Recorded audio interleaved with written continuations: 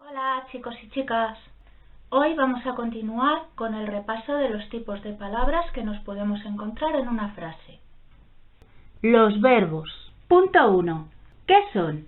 Los verbos son un tipo de palabra que expresan acción, o sea que se está haciendo algo, como correr, saltar, bailar, jugar.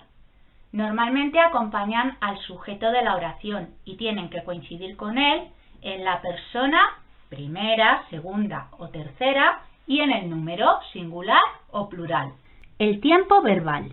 Cuando hablamos de tiempo verbal, nos estamos refiriendo al momento en el que sucede la acción que indica el verbo. El tiempo verbal hace referencia principalmente a tres momentos: el presente, el pasado y el futuro. Cuando hablamos del presente, estamos hablando de algo que está ocurriendo ahora mismo.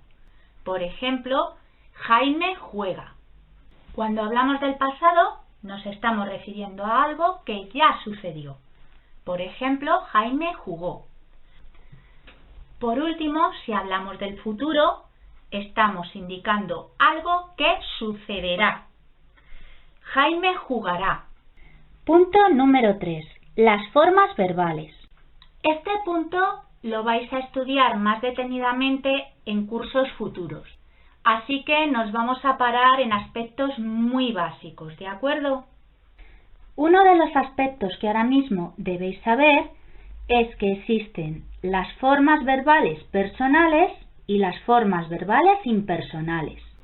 Las formas verbales personales son justo ese aspecto que vais a ir tratando en próximos cursos. De momento, lo que tenéis que tener presente de ellas es que son la manera en la que expresamos ese presente, ese pasado o ese futuro en la que está sucediendo la acción. No es lo mismo, por ejemplo, decir jugó que decir había jugado, que decir jugará o que decir jugaría. Una de las características que sí debéis saber de estas formas es que siempre coinciden con el sujeto de la frase en persona y número. Con respecto a las formas verbales impersonales, sí nos vamos a detener un poquito más en ellas. ¿Por qué? Primero, porque solo son 3. Y segundo, porque si no habéis oído hablar aún de ellas, muy posiblemente escuchéis hablar o os las nombren antes de que acabe el curso. Las formas verbales impersonales se caracterizan, sobre todo, porque no acompañan al sujeto, sino a otro verbo que es el verbo principal de la oración. Por tanto, estas formas ni tienen morfema de persona, o sea, son exactamente iguales tanto si el sujeto es primera, segunda como tercera persona, y tampoco tienen número. Son iguales en singular como en plural. La primera de estas formas verbales impersonales que vamos a ver es el infinitivo. El infinitivo puede tener 3 terminaciones. Hay verbos cuyo infinitivo termina en ar, como amar o jugar. Verbos cuyo infinitivo termina en er, como correr, comer. Y verbos cuyo infinitivo termina en ir, vivir, reír. Como ya os he dicho antes, el infinitivo no actúa como verbo principal de la frase, sino que acompaña a otro verbo. Así pues, ya os dais cuenta que ir va a ser exactamente igual sea la persona que sea, no tiene morfema de persona y tampoco tiene ni singular ni plural. Y además, en este caso, si solo tenemos ir, es imposible saber el tiempo al que se refiere, porque puede ser tanto tiene que ir, como tenía que ir, como tendrá que ir.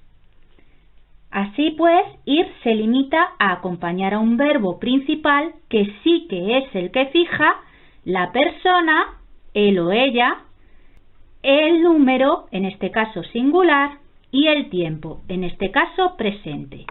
La siguiente forma verbal impersonal que vamos a ver es el gerundio. el gerundio tiene dos terminaciones. Puede terminar en ando, como en el caso de jugando o nadando, y en endo, como en el caso de comiendo o corriendo. Como veis aquí en el ejemplo, también acompaña al verbo principal de la frase, que es el que nos indica la persona, en este caso tercera, y el número, en este caso el singular. ¿Cuál es una peculiaridad del gerundio? Fijaos bien, está comiendo, estaba comiendo. El gerundio es una forma verbal que nos indica una acción que está sucediendo al mismo tiempo que la acción que indica el verbo principal. O sea, sucede de manera simultánea. La última de las formas verbales impersonales es el participio.